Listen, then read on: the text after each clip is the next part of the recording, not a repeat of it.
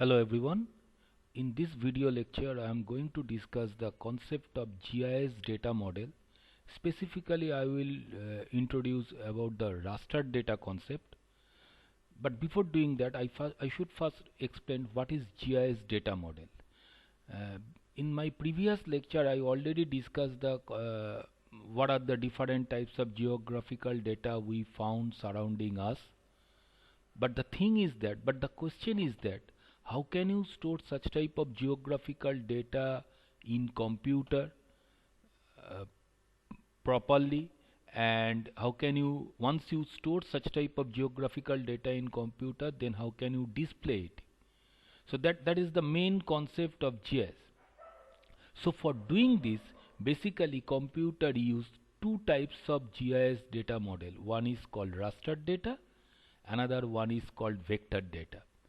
So more specifically, GIS use two types of data model, raster data model and vector data model, for representing, for storing all types of geographical data in computer. But in this video I will discuss specifically about the raster data. But before doing that, I first present in front of you uh, all the geographical data that you found surrounding you, that can be classified into either as a discrete geographical data or as a continuous geographical data. Now, using this particular raster data model within computer, we can store both the continuous and discrete geographical data.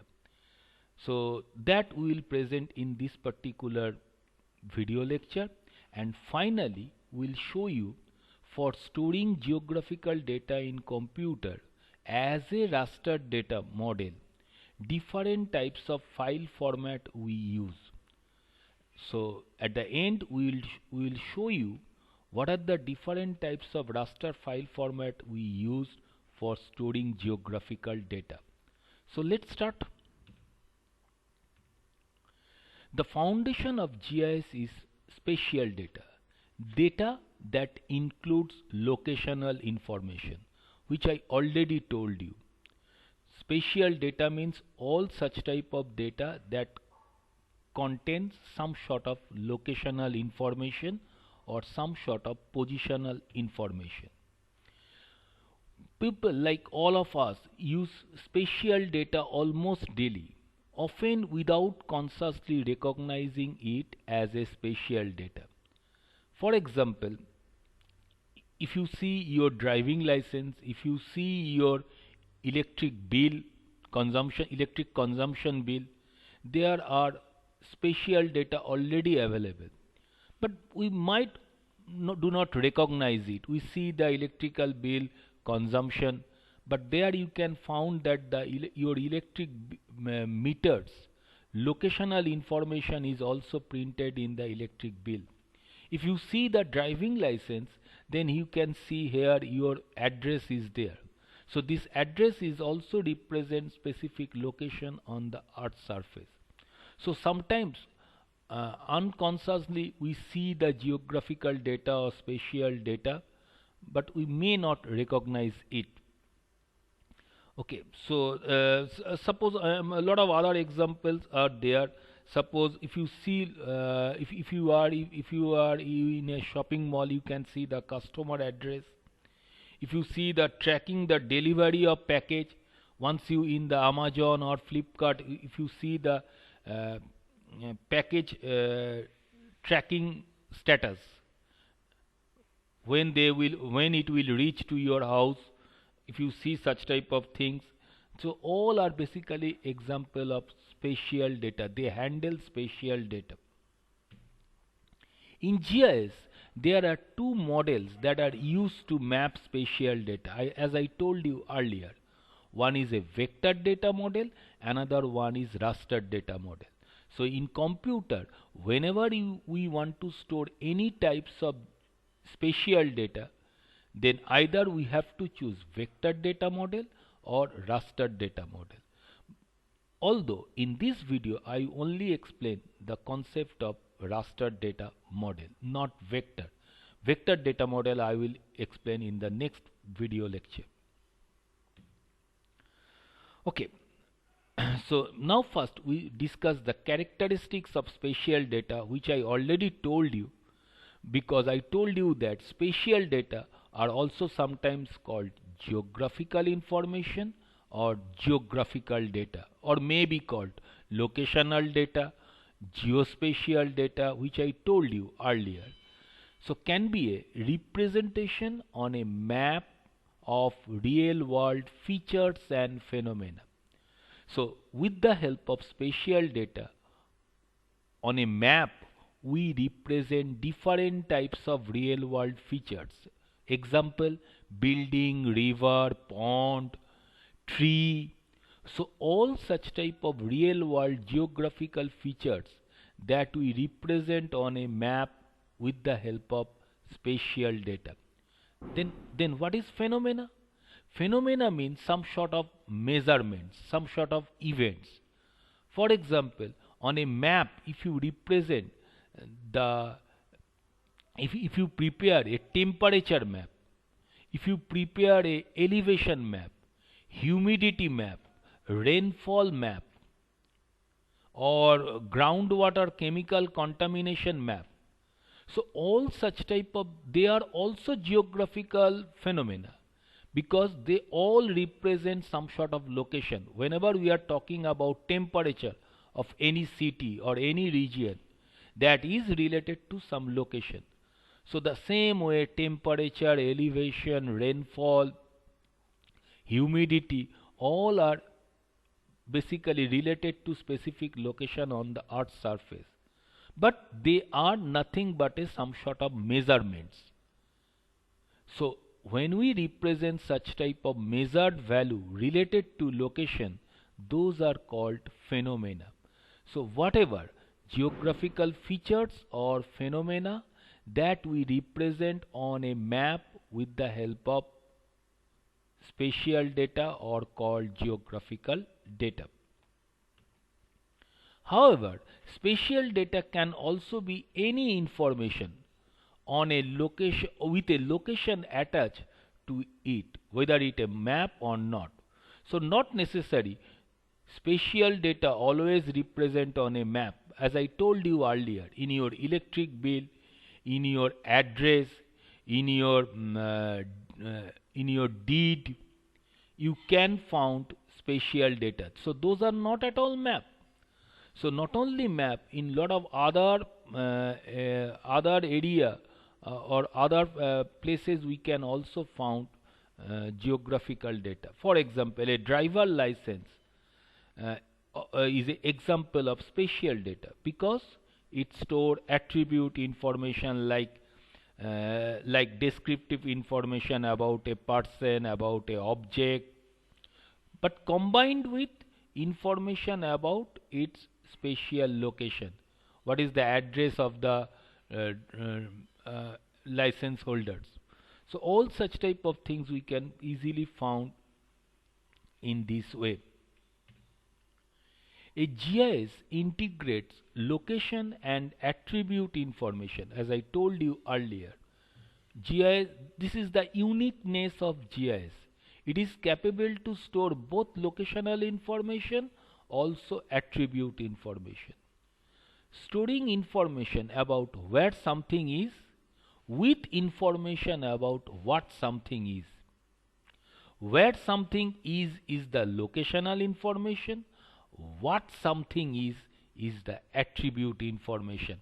If you try to remember, in my previous video, I already discussed all these 2 points.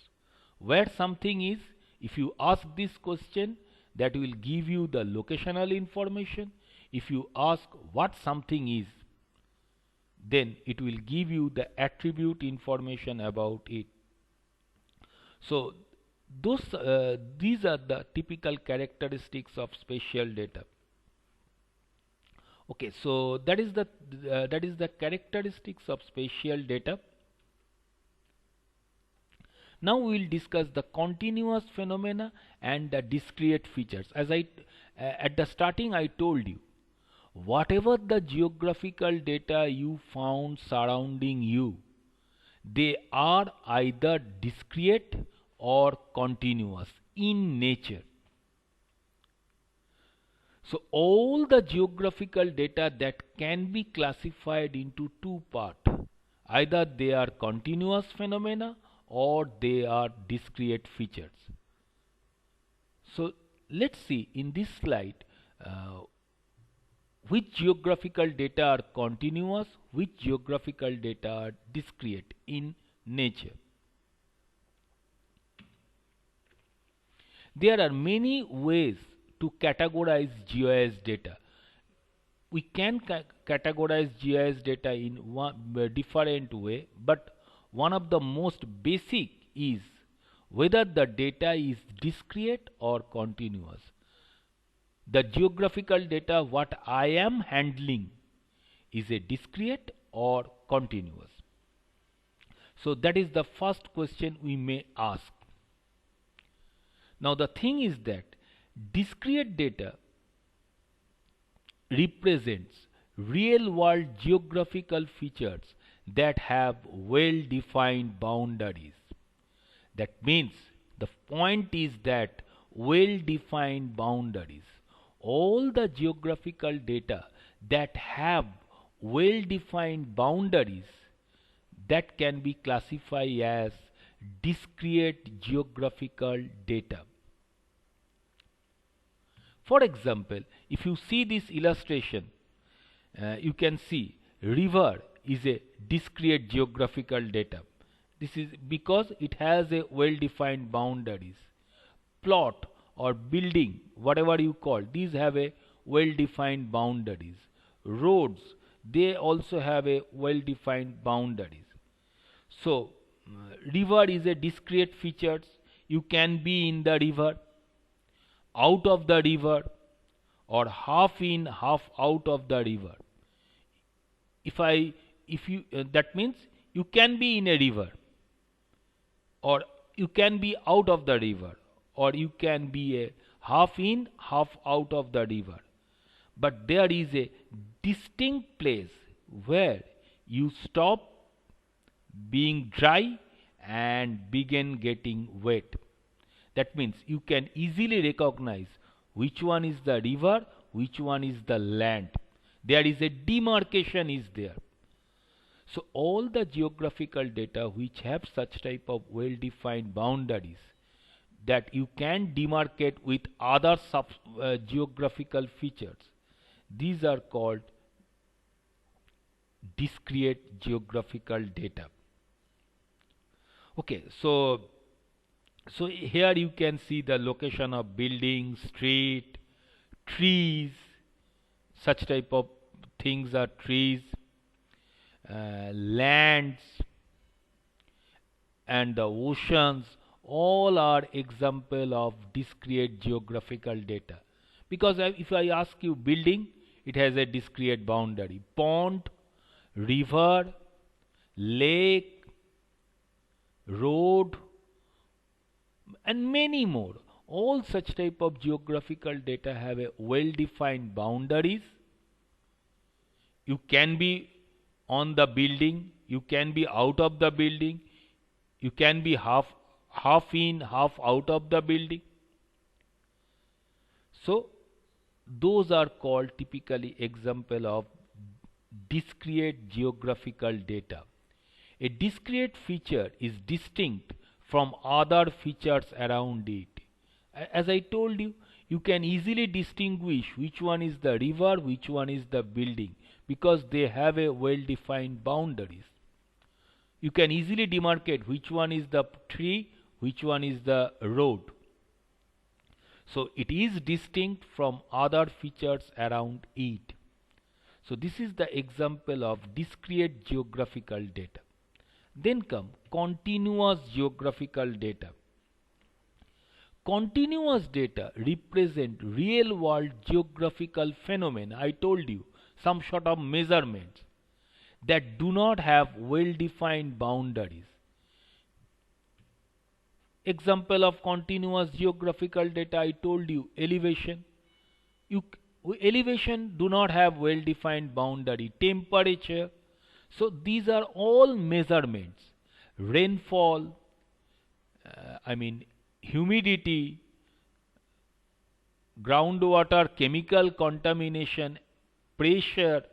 So all are nothing but a some sort of measurements, measured value. But they do not have well defined boundaries. Elevation, rainfall, temperature that are changing gradually. You can't say that I am in 35 degree centigrade temperature in, I am out of 35 degree centigrade temperature, I am half of 35 degree centigrade temperature and half in, half out of the 35 degree centigrade temperature. It's not possible because this type of phenomena are continuously changing. Now if you see this particular illustration or this particular map, which is show you the elevation, where you can see the blue areas, such type of areas represent low elevation zone and gradually increasing to white, from blue to white. The elevation value is changing. In this white region, areas represent high elevation zone. Okay, now in this way we can determine, you can see that based on the color shade, the elevation value are continuously changing. We can't demarcate well defined boundary for 45 feet elevation, 78 feet elevation, 45 degree centigrade temperature, area, zone, well defined boundary, because these things are continuously changing on the space. So those are example of continuous geographical data. In continuous geographical data, there are no distinct places where the phenomena simply stop. You can't say this is a 45 feet elevation because this 45 feet elevation is changing. Values may change abruptly, suddenly change 45 to 78 feet elevation. From 78 feet elevation to 5 feet elevation, there is a abrupt change may happen. From 45 degree centigrade temperature to 10 degree centigrade temperature, that can happen. But the phenomena continue to be measured. There should not be any gap. The measurement is continuous and it is changing. Now here, one big question maybe you can ask, or maybe you can think, how can we determine the geographical data that we found is a discrete or continuous? Sir, I have a geographical data, but now how can I demarcate whether it is a continuous or discrete geographical data? Okay, so one way to determine whether it is a geographical, whether it is a discrete or continuous, then if the data that you are evaluating is discrete or continuous, is to consider if taking an average of the values would make some sense. Suppose if you take the average of few buildings, whether this makes some sense or not. If it makes sense to take the average of the values, then such as average precipitation, for example, such as average rainfall, average elevation, average humidity, definitely that will make some sense. Okay, so in such type of case, these are example of continuous geographical data. Just try to take the average of those values.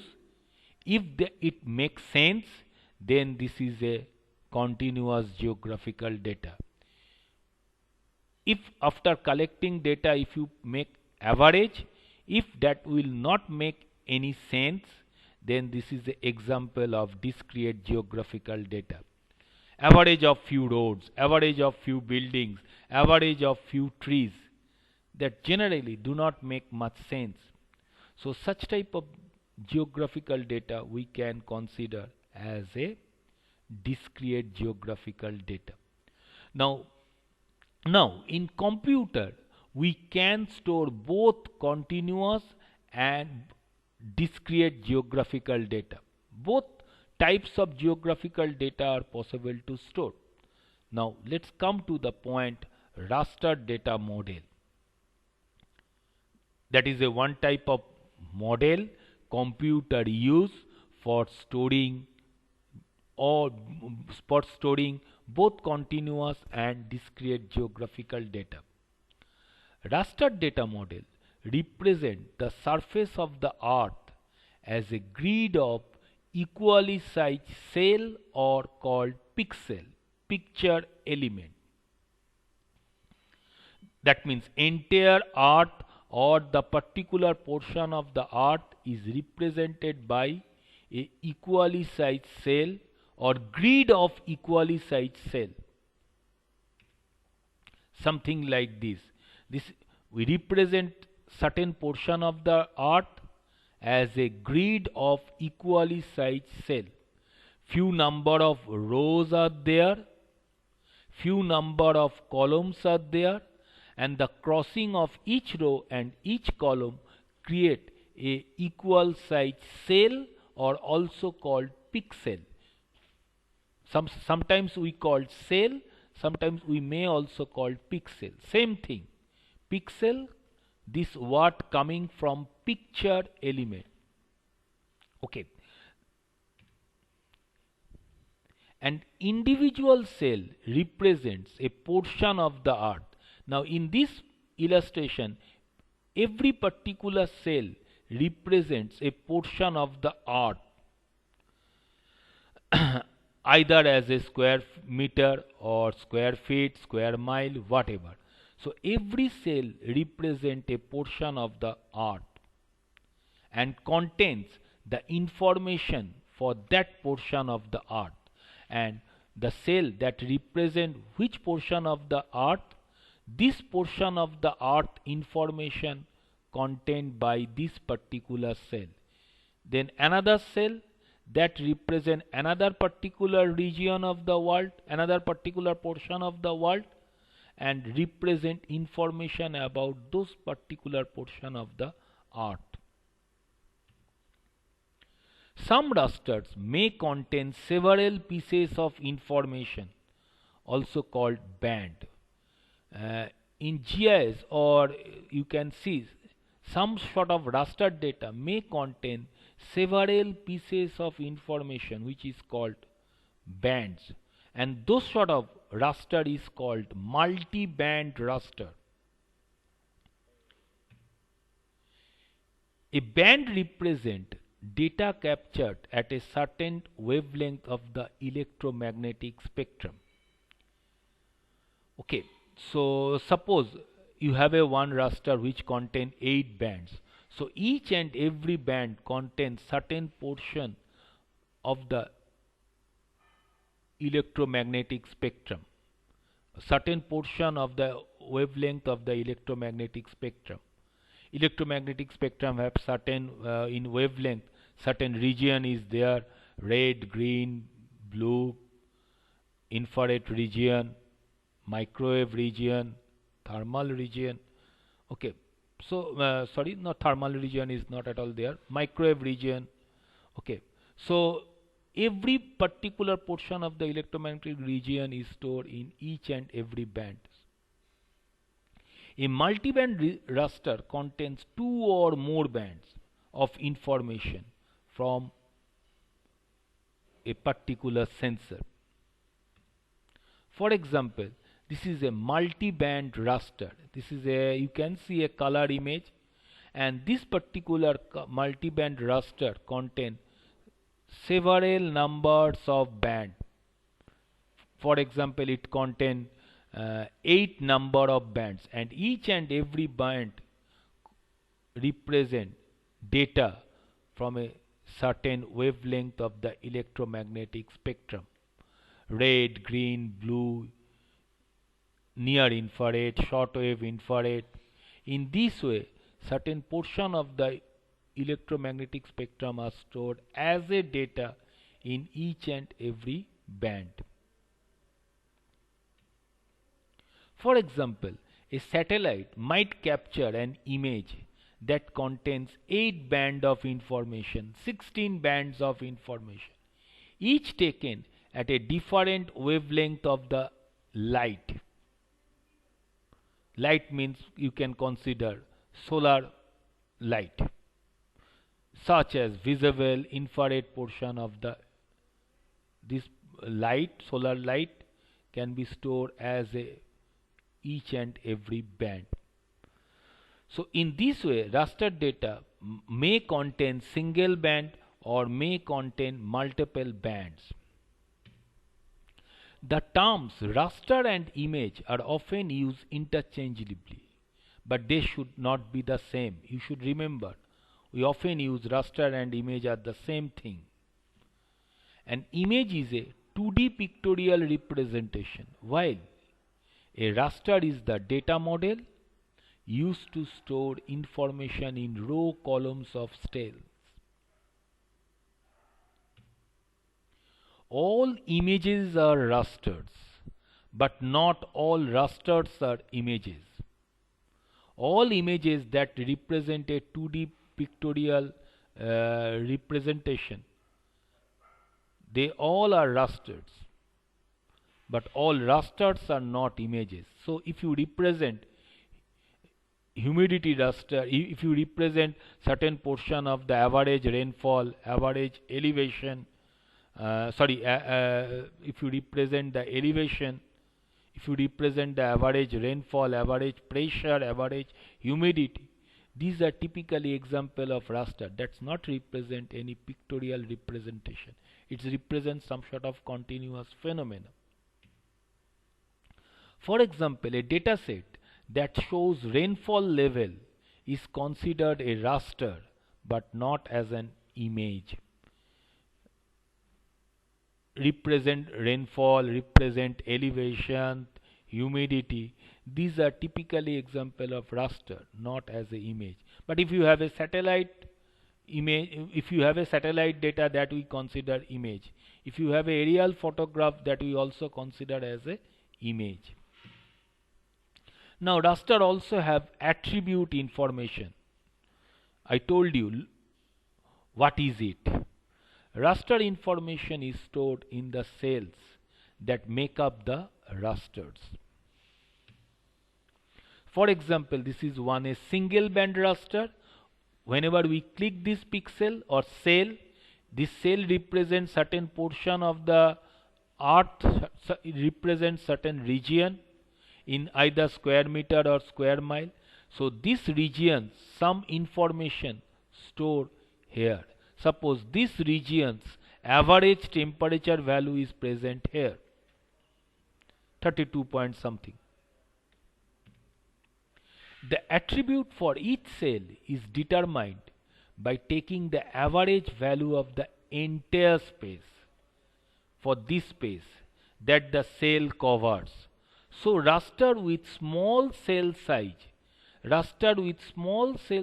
which covers a smaller amount of space, provide greater detail than raster with a large cells. So if you have such type of raster where the cell size is smaller, that represent much more greater details of the space instead of large cell size. The size of the cell is the raster's spatial resolution. So this size is called suppose if this cell size is 30, I mean if you consider 30 meter, so width is 30, height is 30. So then we can say this raster spatial resolution is 30 meter. So instead of this raster, if you have a raster where pixel size is 10 meter by 10 meter, then this is much more higher resolution compared to the 30 meter by 30 meter resolution. So this is a single band raster, but as I told you, if you have a multi-band raster contain many bands, now whenever you will click this particular cell, now in this cell it will represent every band information. Suppose this raster consists of 3 bands. Now these 3 bands information represent as a red, green, blue. So in case of multi-band, every band, every pixel represent each and every band's information separately. So that is the things that if you have a 8 bands, now whenever we click any particular cell, then these cells for each and every band information you can see as a raster data. But the thing is that raster attributes are usually created automatically by the sensor that prepare this raster rather than user in vector data that I will discuss later. Okay, so that is the things are there. So each cell in a raster contain attribute information for the value that the raster is intended to represent. Suppose the value represent temperature, value represent elevation, value represent rainfall, or whatever, value represent any color value. It can be. Now different types of raster data are there. Raster data model can be used to store continuous data such as rainfall, temperature, or elevation. So this is the example of continuous raster. So raster data model we can use in computer for representing continuous data, geographical data, rainfall, temperature, or elevation. For example, if you see this particular raster, then here you can see that this is a typical example of temperature raster. The average or mean temperature throughout the world is represent for the month of July or any particular month.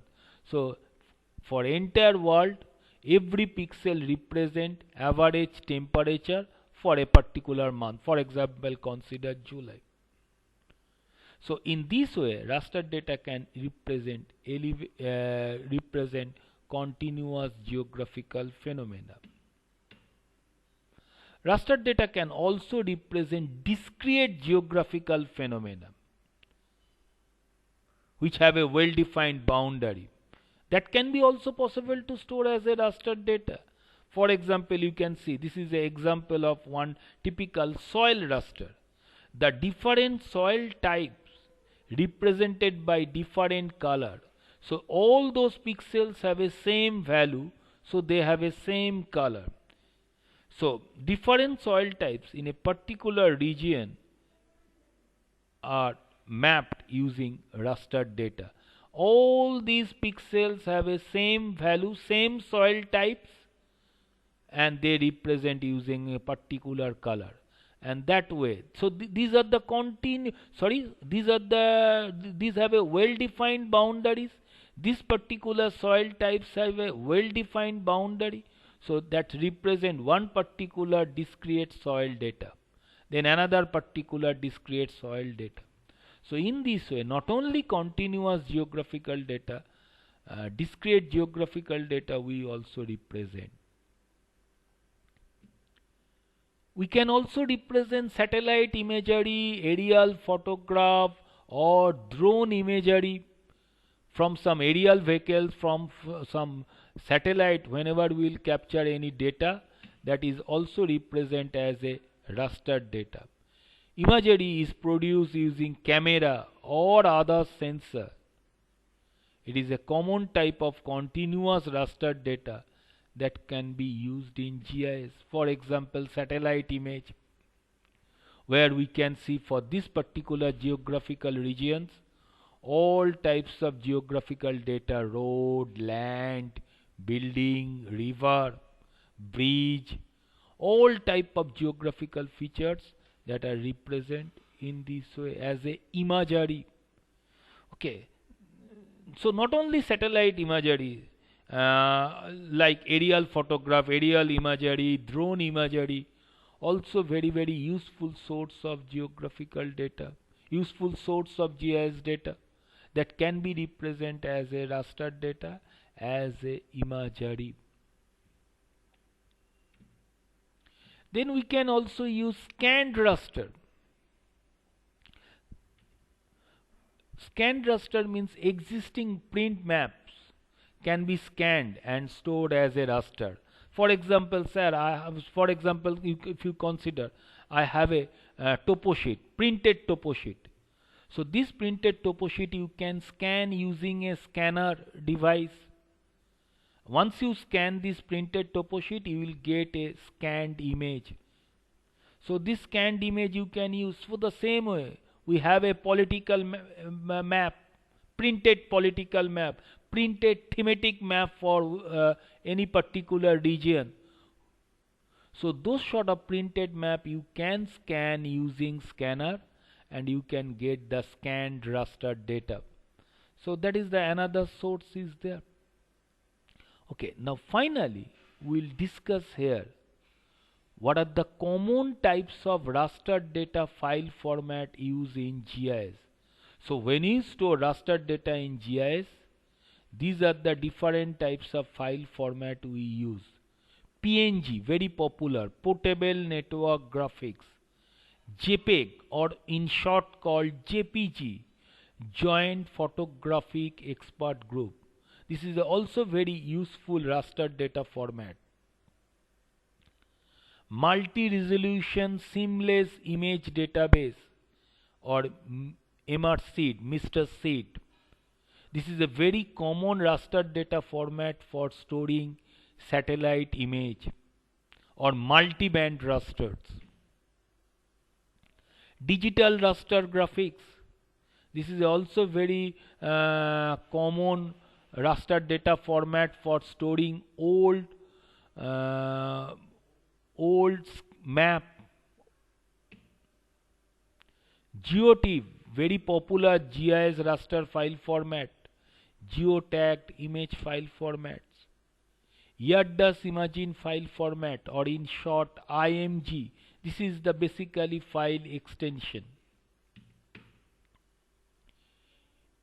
ISTRI, grid image format. ISTRI for Environmental System Research Institute is a very well known GIS software development organization. GIF, graphic interchange file format, or in GIF. These are the very common, very popular raster data file format used. File format means you understand whenever you will use Microsoft Word, and whenever you do something and save, you save Microsoft Word in a particular file format like doc or docx. So the same way, whenever you will store raster data in computer, we generally use such type of file formats, any of such type of file formats. Okay, so that's all. In this video we discuss about the raster data, its types, its file format, and before that we discuss the concept of continuous and discrete geographical data. And that's all for this particular video. Thank you.